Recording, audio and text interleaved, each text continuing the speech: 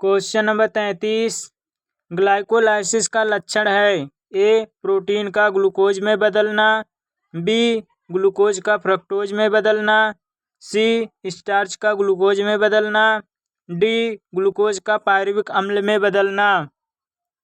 Question number 33 का answer हो जाएगा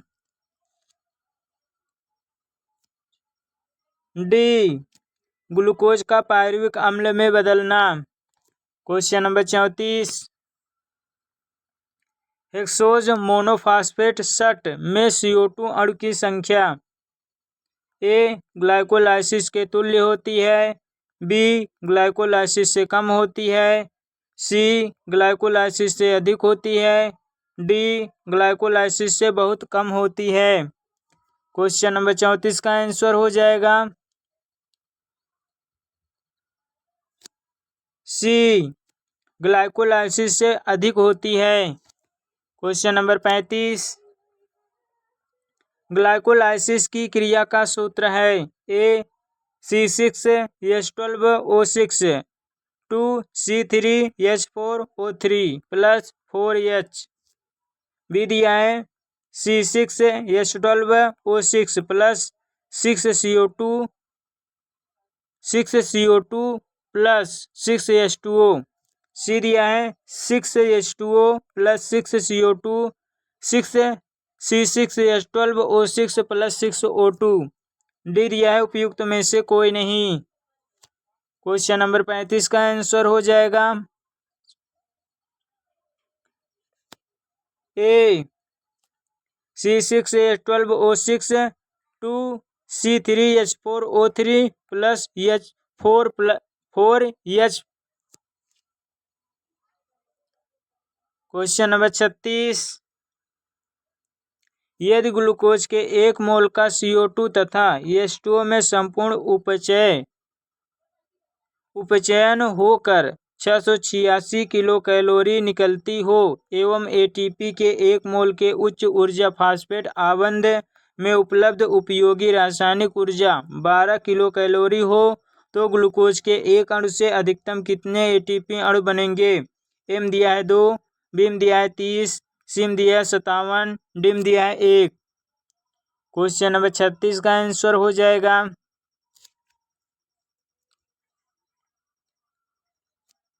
B 30। Question number 37,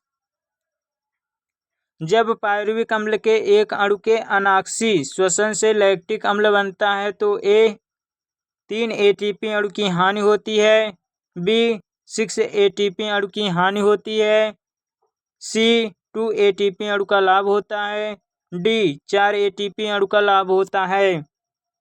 question number 37 का आंसर हो जाएगा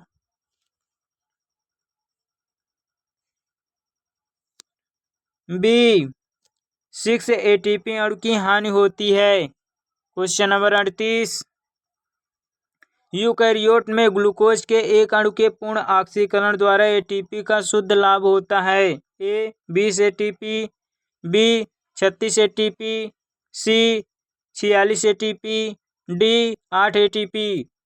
क्वेश्चन नंबर 38 का आंसर हो जाएगा B 36 ATP। Question number 39, pyruvic अम्ल के एक अणु के पूर्ण ऑक्सीकरण में निकले ATP अणुओं की संख्या होती है। ए में दिया है 2, बी में दिया है 8, सी में दिया है 15, डी में दिया है 30। क्वेश्चन नंबर 39 का आंसर हो जाएगा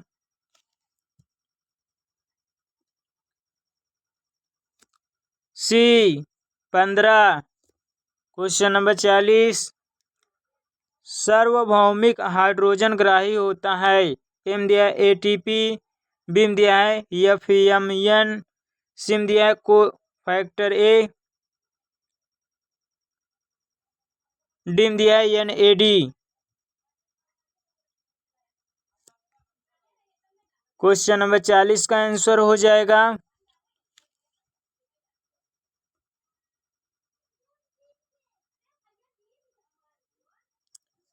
डी NAD। क्वेश्चन नंबर 41, निम्नलिखित में से कौन अंतिम इलेक्ट्रॉनग्राही है? ए आणविक CO2, बी आणविक O2, सी आणविक H2, D NADPH2। Question number 41 का आंसर हो जाएगा बी आणविक O2। क्वेश्चन नंबर 42, श्वसन के दौरान पायरुविक अम्ल का निर्माण होता है? ए ग्लाइकोलाइसिस में, बी क्रेब्स चक्र में, सी HMP मार्ग में, डी C2 चक्र में। क्वेश्चन नंबर 42 का आंसर हो जाएगा ए ग्लाइकोलाइसिस में। क्वेश्चन नंबर 43, ग्लाइकोलाइसिस व क्रेब्स चक्र के मध्य कौन सी कड़ी है? ए सिट्रिक अम्ल, B acetyl coenzyme A, C succinic अम्ल, डी ऑक्जेलोएसिटिक अम्ल। क्वेश्चन नंबर 43 का आंसर हो जाएगा B acetyl coenzyme A. Question number 44, acetyl coenzyme A के एक अणु के पूर्ण ऑक्सीकरण से कितने ATP अणु उत्पन्न होते हैं? एम दिया है 12 ATP, बी दिया है 15 ATP, सी दिया है 19 ATP, डी दिया है 38 ATP। क्वेश्चन नंबर 44 का आंसर हो जाएगा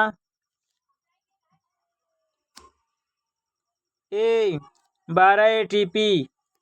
क्वेश्चन नंबर 45, ATP का निर्माण माइटोकॉन्ड्रिया में कहाँ होता है? एम दिया है F1 कणों में, बी दिया है मैट्रिक्स में, सी दिया है अंतः झिल्ली में, डी दिया है बाह्य झिल्ली में। क्वेश्चन नंबर 45 का आंसर हो जाएगा ए F1 कणों में। क्वेश्चन नंबर 46, माइटोकॉन्ड्रिया में ATP निर्माण के लिए आवश्यकता होती है? एम दिया है O2 की, बी दिया है NADP की, सी दिया है FMN की, डी दिया है पायरुविक अम्ल की। क्वेश्चन नंबर 46 का आंसर हो जाएगा ए O2 की। क्वेश्चन नंबर 47, सक्सिनिक डिहाइड्रोजिनेज का एक प्रतिस्पर्धी संदमक क्या होता है? A malonate, B oxaloacetate, C alpha ketoglutarate, D malate. Question number 47 का आंसर हो जाएगा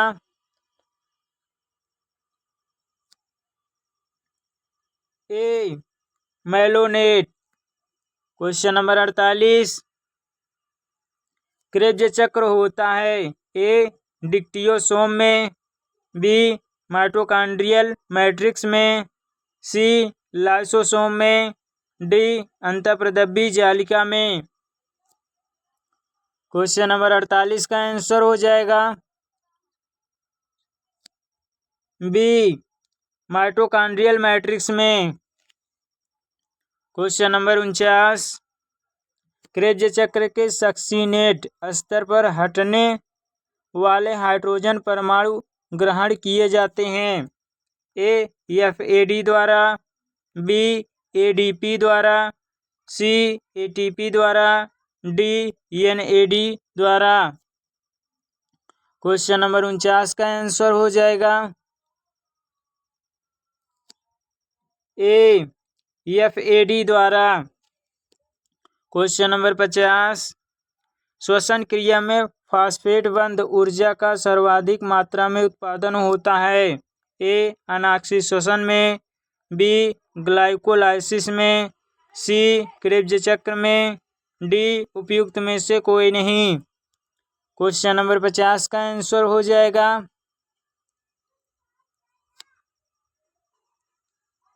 सी क्रेब्स चक्र में। क्वेश्चन नंबर 51, क्रेब्स चक्र का कौन सा 5 कार्बन वाला कार्बनिक अम्ल कोशिका के नाइट्रोजन उपापचय में एक प्रमुख यौगिक का कार्य करता है। ए अल्फा कीटोग्लूटेरिक अम्ल, बी फ्यूमेरिक अम्ल, सी ऑक्जेलोसक्सिनिक अम्ल, डी साइट्रिक अम्ल। क्वेश्चन नंबर 51 का आंसर हो जाएगा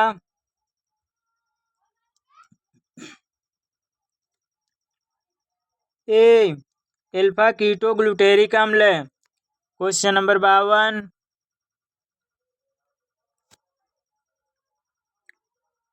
टीसीए चक्र के सभी एंजाइम बस एक को छोड़कर माइटोकॉन्ड्रियल मैट्रिक्स में होते हैं और वह एक सुकेंद्रकीयों में भीतरी माइटोकॉन्ड्रियल झिल्ली में तथा प्रोकैरियोट प्राकेंद्रकीयों में साइटोसोल में पाया जाता है। यह अकेला एंजाइम कौन सा है? A lactate dehydrogenase, B isocitrate dehydrogenase, C malate dehydrogenase, D succinate dehydrogenase. Question number 52 का आंसर हो जाएगा डी सक्सिनेट डिहाइड्रोजिनेज।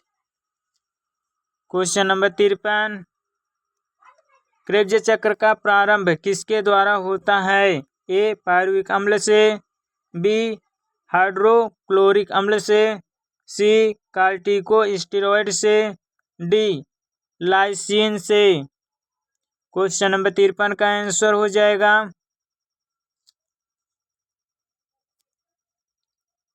ए पायरुविक अम्ल से।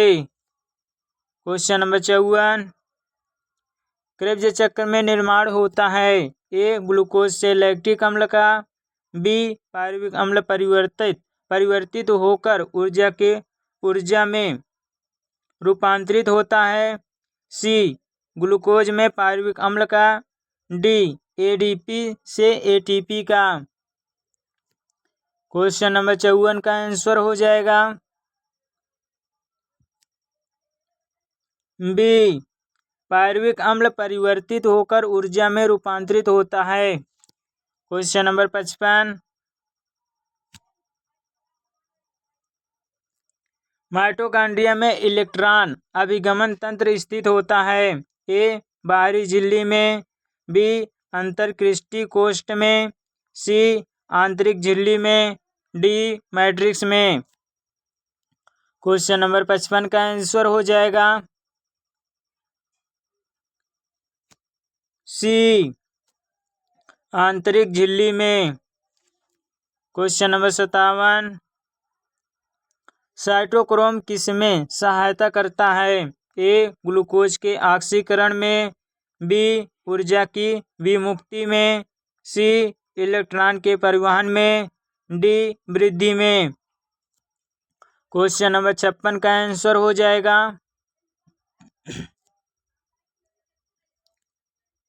सी इलेक्ट्रॉन के परिवहन में। क्वेश्चन नंबर 57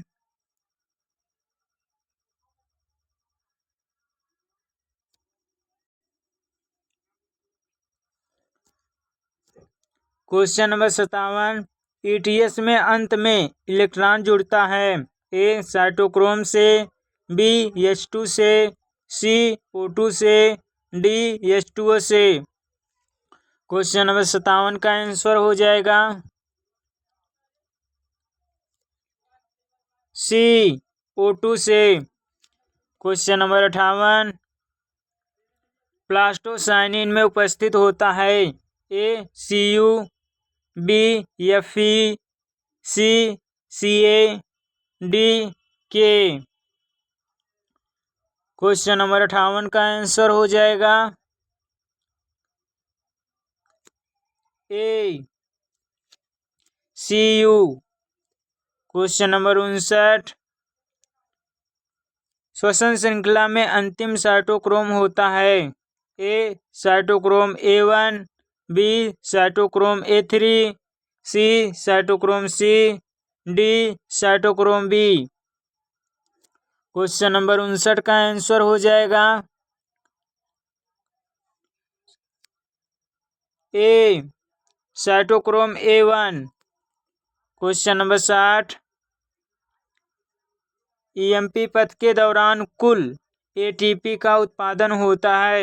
ए 24 ATP, B 8 ATP, C 38 ATP, D 6 ATP. Question number 60 का answer हो जाएगा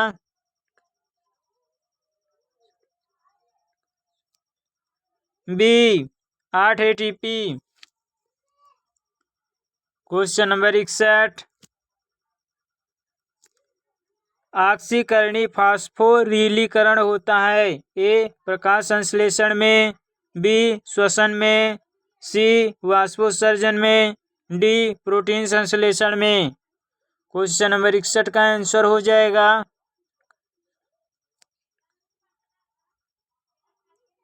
बी श्वसन में। क्वेश्चन नंबर 62,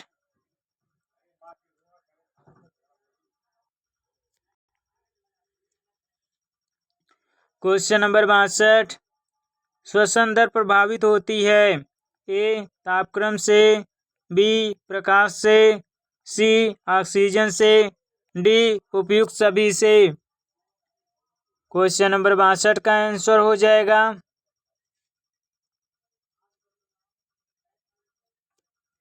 डी उपयुक्त सभी से।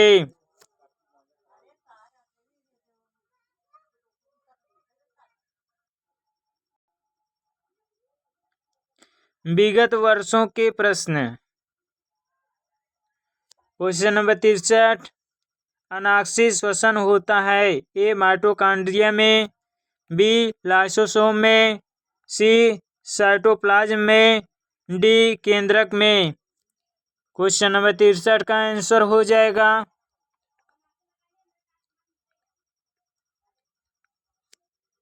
सी साइटोप्लाज्म में। क्वेश्चन नंबर 64, अवायवीय ग्लाइकोलाइसिस के समय उत्पन्न 2 NADH+ से प्राप्त होते हैं। ए 6 एटीपी अणु, बी 4 एटीपी अणु, सी 8 एटीपी अणु, डी उपयुक्त में से कोई नहीं। क्वेश्चन नंबर 64 का आंसर हो जाएगा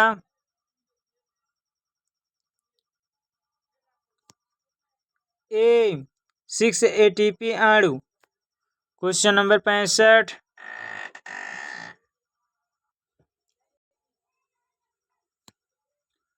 क्वेश्चन नंबर 65, श्वसन में CO2 के उत्पादन की दर्शाने की प्रयोग में KOH का प्रयोग करते हैं क्योंकि यह CO2 को ए अवशोषित करता है, बी O2 में बदल देता है, सी ग्लूकोज में बदल देता है, डी उपयुक्त में से कोई नहीं। क्वेश्चन नंबर 65 का आंसर हो जाएगा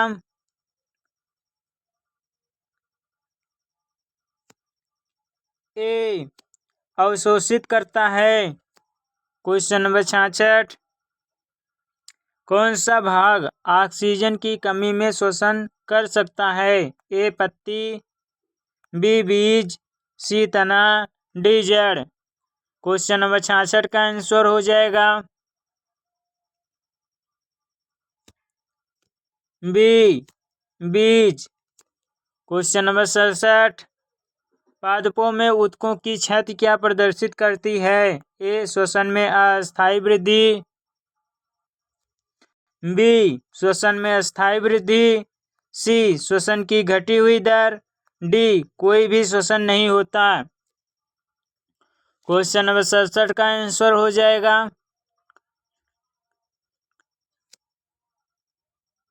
ए श्वसन में अस्थायी वृद्धि।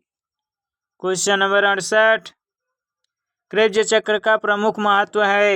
ए अमीनो अम्ल का उत्पादन, बी एटीपी का उत्पादन, सी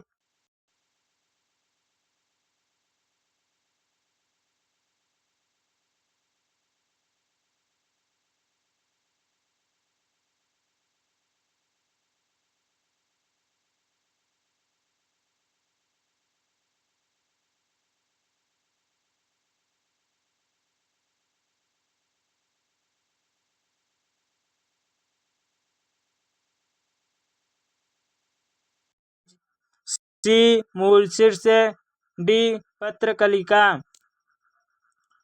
क्वेश्चन नंबर 69 का आंसर हो जाएगा बी अंकुरित बीज। आज के लिए बस इतना ही, मिलते हैं नेक्स्ट वीडियो में।